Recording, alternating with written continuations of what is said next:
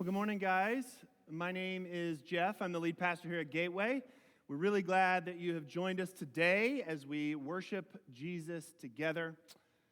I have a little bit of a confession to make. Maybe it's a confession. I don't know. I haven't decided if this is something to be proud of or to carry with just that ever so slight ounce of shame. So maybe you guys can kind of help me out. So in my phone, I have an iPhone. In my iCloud, my storage, my, cloud storage account or whatever, I have 22,426 photos. Oh, yeah, every last one of them. 22,000 pictures. Now, I have to admit, I'm not the one that took all of them, right? My wife is responsible for some. I love her. She's responsible for some of those pictures, too. That would be pretty expensive. Somebody just said, by the way, to get them developed, that would be a little costly. But maybe I will. Maybe someday that'll be a thing again. So I have a few of the pictures from that 22,000 to show you today, just to kind of give you a feel. You guys get to know the real Jeff for a hot second here. So let's take a look at some of these. Aww. Hold on. So the first one here, this is my son and my oldest daughter, Eloise, in our first camping trip. First one ever that we did as a family. The next one here, this is my wife and I at the greatest football location in the country, Lambeau Field, watching America's two teams, the Dallas Cowboys and the Green Bay Packers, play a couple years ago. Oh, that was a good time. This is my two littles. We got the first Halloween on the left for my daughter, Rosie, and then first Christmas for my daughter, Karis. Yes, that's me. Oh, yeah. You don't want this to come off, I promise. By this, I mean my beard. Yeah, so that was on our honeymoon 13 years ago, me and my wife, Amanda. I feel like you guys are getting a little too personal. You guys just back off a little, okay? This is us a couple years back, being us. It's pretty normal. I mean, come on, right? This is my dog, Esme, my sweet little love. Okay, so this is a funny one. This requires a little bit of a story. So that's my son, Graham, and my wife, Amanda. My son had fallen in between those two posts and couldn't get his head out. So we actually had to call the fire department to come. They took a reciprocating saw and had to cut him out. That was a really fun day. Aw. So those pajamas, by the way, are not Packer pajamas. They're Mandalorian pajamas. Boom! Baby Yoda. That's my first day as a pastor in Wisconsin. You do? That's awesome. Oh, anybody else watch Mandalorian? Hopefully there's like 3. Okay, there's a few. All right, that's good. That's good. This is us at the Harvest Festival a few weeks ago here at Gateway Church. You guys got a little bit more personal look at me and my family. Now I have a question for you. Why is it that we take pictures? Maybe it's so we can show off our family to other people. Is that why we take pictures? Do we take pictures so that we can make an extra buck or two? Here's what I mean. Those kids on all of the pictures at Target, man, they're good-looking kids, right? I bet my kids are just as good-looking. I bet if I take the right picture at the right moment, maybe I can sell it. Is that why we take pictures? What about this one? Maybe Chip and Joanna Gaines just doesn't really do it for us, and we need something to put on that big wall in our house. We'll just throw up a few pictures. That'll just cover the space. Is that why we take pictures? No, come on. The reason we take pictures is to remember, isn't it? It's to remember the moments in life that have some meaning for us. every one of those pictures that you just saw of me and of my family and us being goofy and us doing whatever has a memory attached to it. A time in life that means something powerful, a time in life that unfortunately I might be prone to forget without it. You see, that's the reason we take photos, is so that we don't forget. We are a forgetful people, aren't we? I got a question for you. This will be a fun little exercise. How many of you can remember, by show of hands, what you ate for breakfast this morning? Anybody? I remember. I sure hope you can. That was like a few hours ago, at most, if you woke up real early. All right, so if you guys can remember. So let's try this a little further. What about Friday morning? 2 days ago. Take a second. Anybody? 2 weeks ago today. You remember breakfast that day? Anybody? Oh, always the same. Okay, all right. What about what you ate for dinner on March 5th? Do you remember what your significant other or a close friend or a parent was, or a close friend or a coworker was wearing the first day you met them? What about the shoes on your wedding day for those of you that are married? You remember what you wore that day? The kicks? Oh, flip-flops? Somebody remembers. The point is, most of those examples, I have no idea. I mean, I remember what I had for breakfast this morning, but like 2 days ago, nah. I'm over it. On to the next. We're a forgetful people. There's an old phrase, and I don't know if it's a good thing, but you say to somebody who's really smart, you say, that person's probably forgotten more than I'm ever going to learn in that area, right? Anybody heard that? Like, we're a forgetful people. And there's a problem with that. You see, if I'm overly forgetful, I might forget. So, like, if I don't remember the moments with my kids, then someday my love for them will not be as rich. I won't have as deep of a connection with my kids if I forget them, right? Or with a friend. My wife Amanda mentioned a name last night as we were looking through photos, which took a long time, by the way, that we knew in college, a couple that we knew in college. And I haven't heard their name in a decade, and memories rushed into my mind because honestly, I had forgotten those people. That's a little bit of a problem when we're talking about our walk with Christ, for those of us that are followers of Jesus, right? Like, what happens when the hard stuff comes if you don't remember Jesus? What happens when you get the diagnosis? Like, not the cold or the COVID-19, hopefully, but what about the stage 4 cancer diagnosis? What about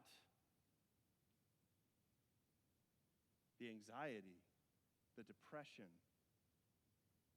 What about the job loss?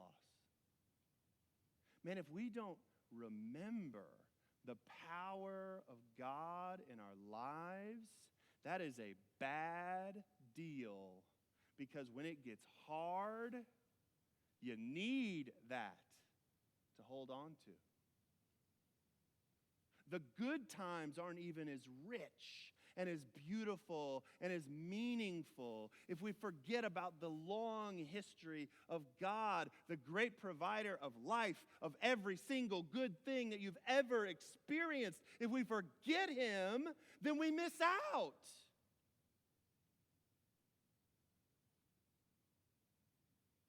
Forgetting is a real problem.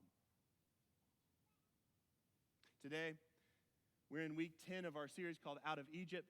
We have been looking at the story of how God rescued the Israelite nation out of bondage in Egypt. And just a couple of weeks ago, we saw the great victory happen. God did what he set out to do, and today, rather than jumping into the next thing, God provides a way, a tool for the Israelites to remember. And when the Israelites remembered this story in their history through the rest of the Bible, things tended to go well. But when they forgot, man, it got ugly. Is that me? Probably.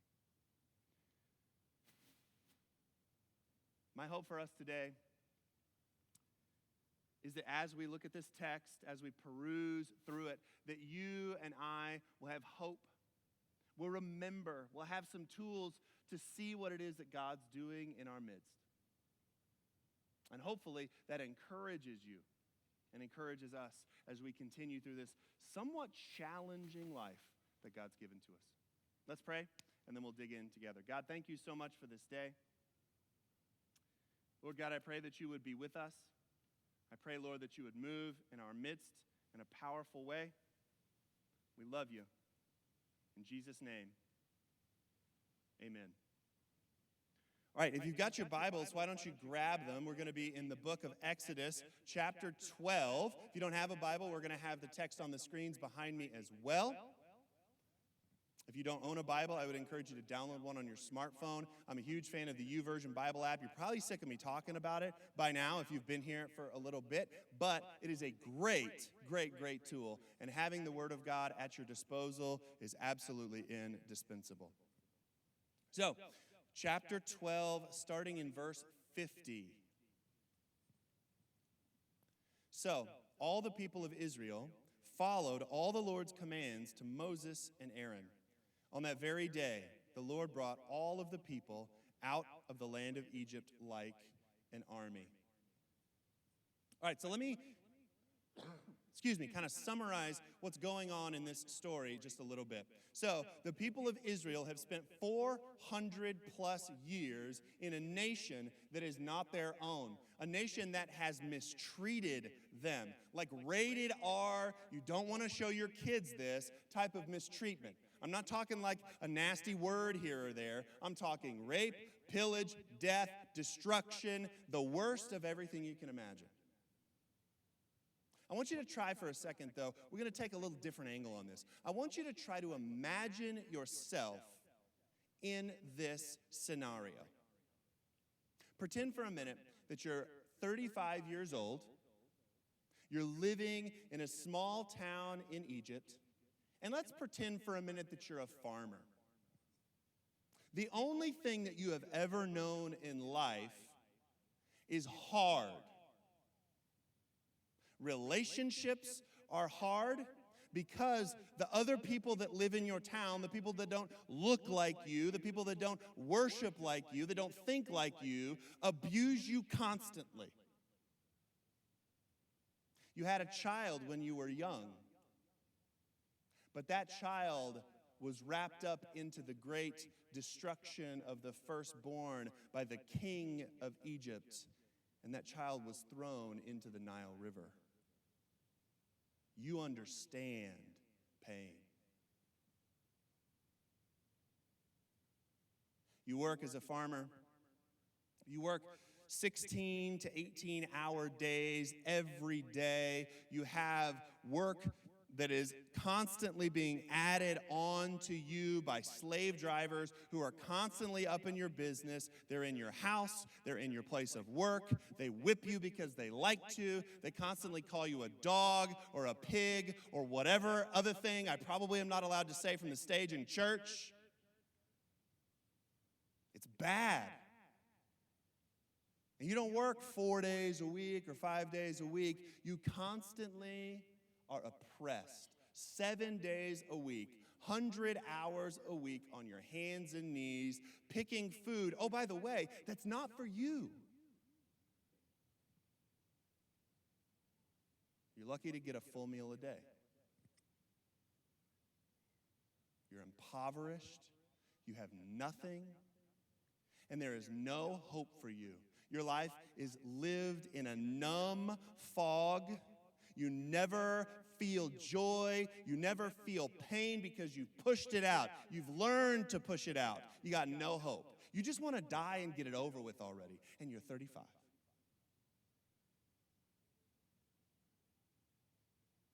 One day,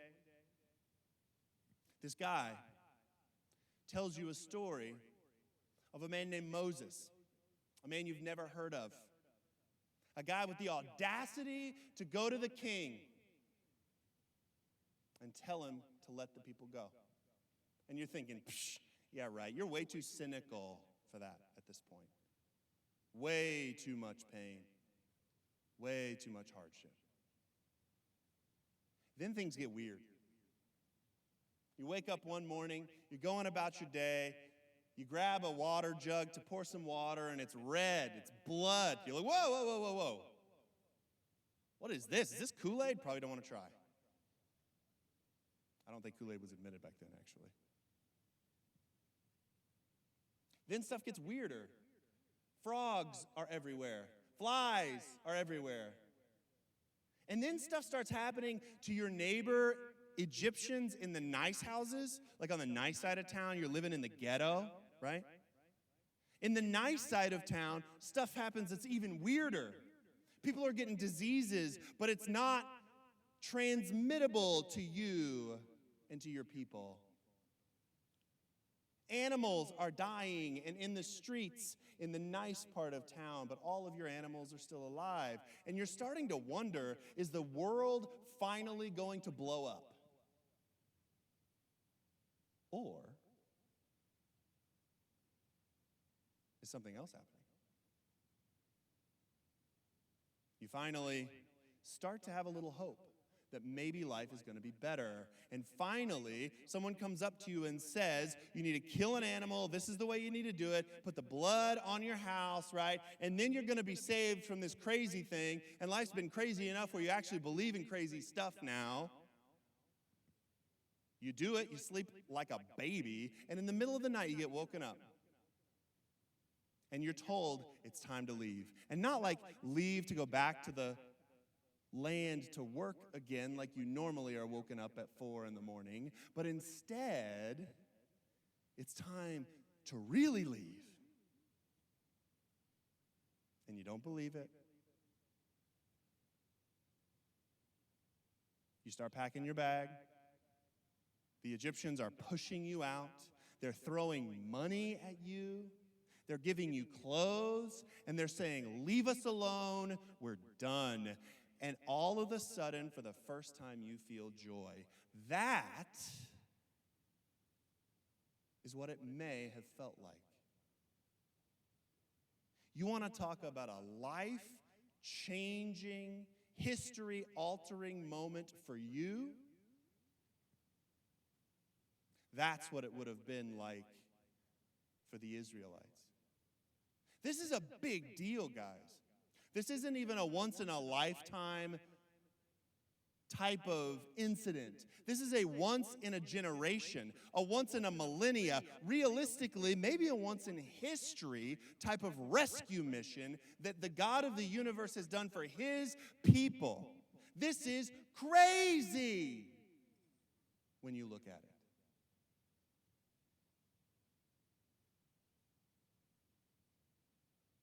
But then, after God has done it, he does something different, perhaps unexpected.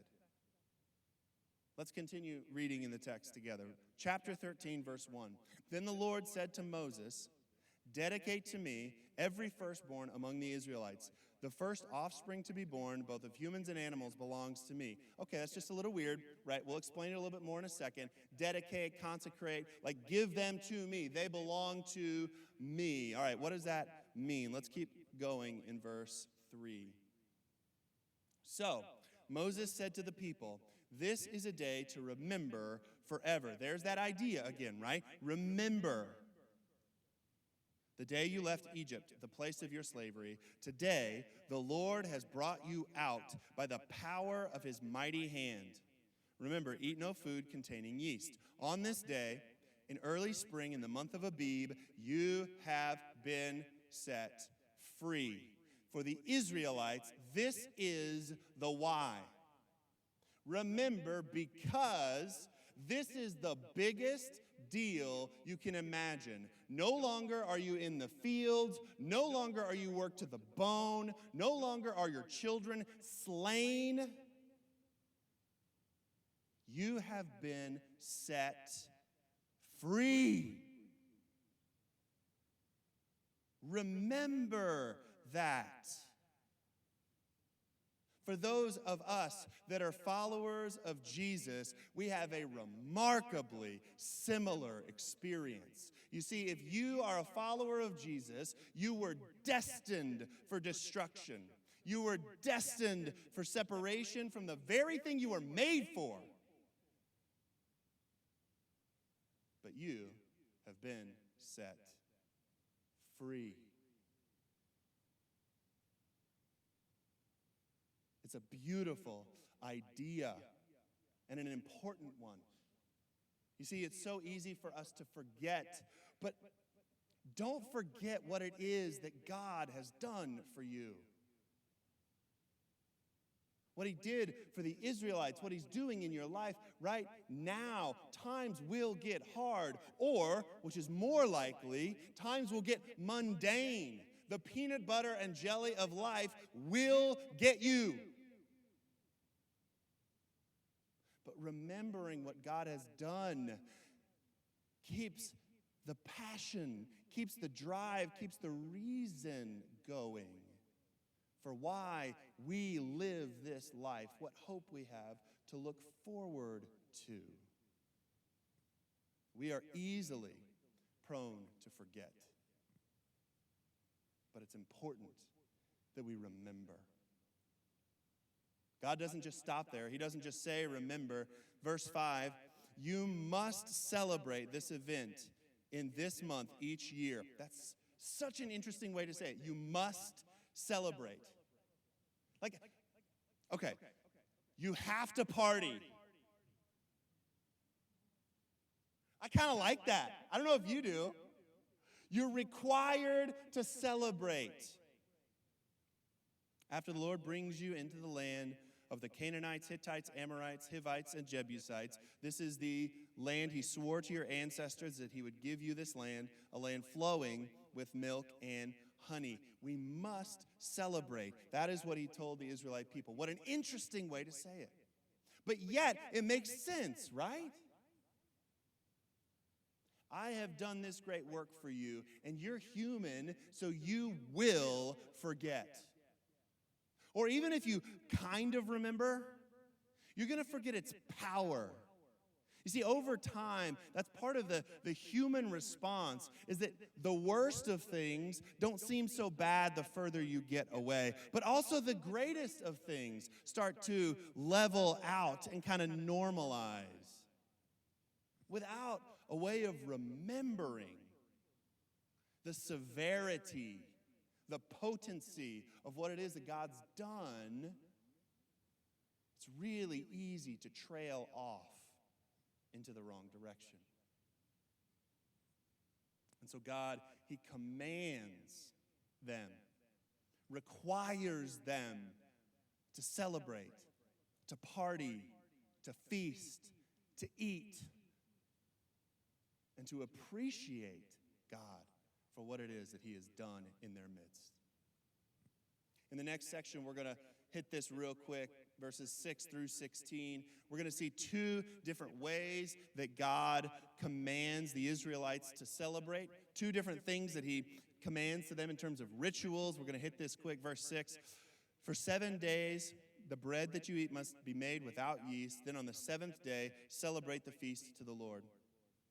Eat bread without yeast during those 7 days. In fact, there must be no yeast, bread, or any yeast at all found within the borders of your land during this time. On the seventh day, you must explain to your children, I am celebrating what the Lord did for me when I left Egypt. This is a critical piece to remembering, right? A really important part, because relaying that to the next generation is part of how God chooses to show his power. For those of us that are parents in the room, it is critically important. Not just that we tell our kids one time about how God did one little thing in our lives, but that we smash it home to them how incredible God is for doing what he has done for us. And every time we get the opportunity as parents that follow Jesus, that are Christians, it is our responsibility. Listen, little Jimmy, like, this is what God did for me. Oh, Dad, I know you told me that last week. Yeah, but it's still important. Come on, man. It's important. And God makes a big deal about continuing the story through generations. Verse 9, the annual festival will be a visible sign to you like a mark branded on your hand or your forehead or a picture, right? Bring it more modern. Let it remind you always to recite this teaching from the Lord. With a strong hand, the Lord rescued you, the Israelites from Egypt, us from sin and separation from God. So observe the decree of this festival at the appointed time each year. And then starting in verse 11, we have a similar kind of mirrored idea. This is what you must do when the Lord fulfills the promise he swore to you and to your ancestors when he gives you the land where the Canaanites now live. You must present all firstborn sons and firstborn male animals to the Lord, for they belong to him. And then he's going to break it down a bit more. A firstborn donkey may be bought back from the Lord by presenting a lamb or a young goat in its place. So I want to explain this really briefly. So the idea here is the firstborn animal was meant to be sacrificed or killed and given to God in that way, burnt as an offering. Now for us, that's super, super strange, and I get that. But it's meant to be a visible sign of saying, God, this is less important to me than you.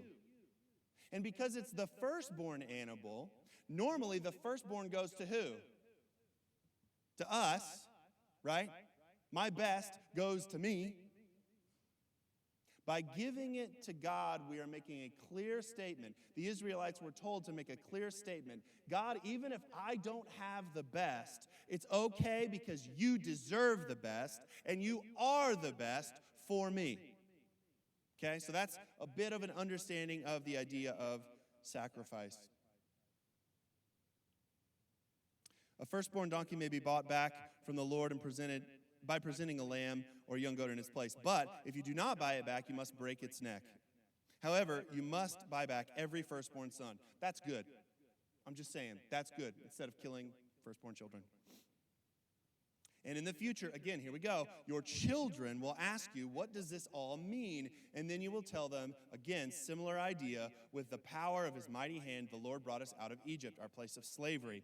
Pharaoh stubbornly refused to let us go, so the Lord killed all the firstborn males throughout the land of Egypt, both of people and animals. This is why I now sacrifice all the firstborn males to the Lord, except that the firstborn sons are always bought back. This ceremony, again, will be like a mark branded on your hand or a picture or your forehead, rather.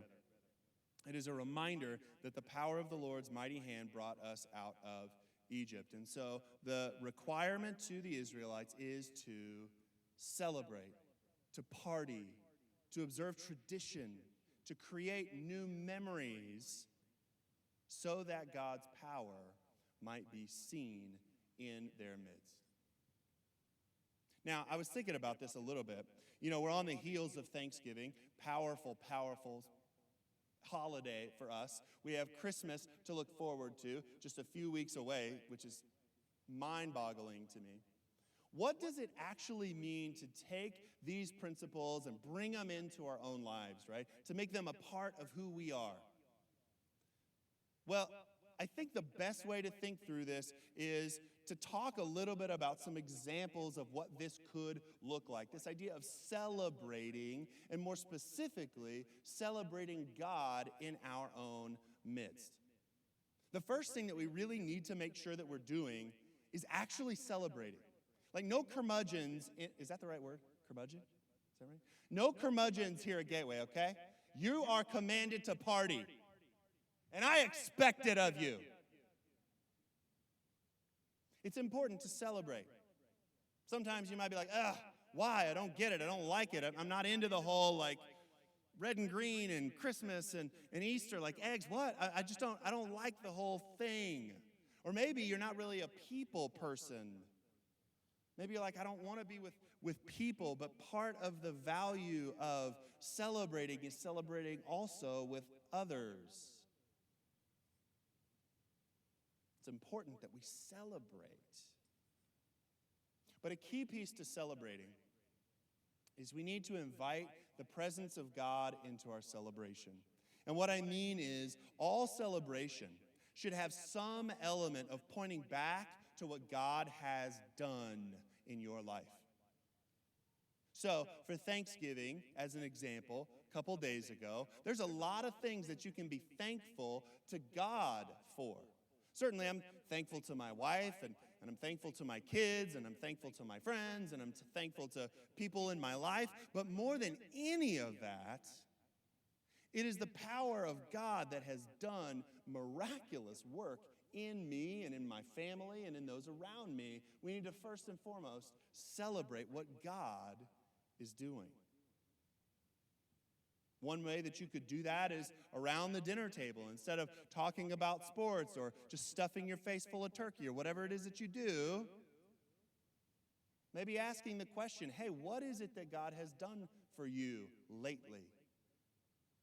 In our staff meetings every Monday afternoon, that's the question that we start with. We don't get into, let's talk about church structure, or let's talk about Christmas, let's talk about how we're going to do programmings or staffing or any of that. We start with, where have you seen God working? So maybe sitting at the dinner table, asking that question would be a great way to begin this practice. What is it that you've seen God do? It can be small stuff.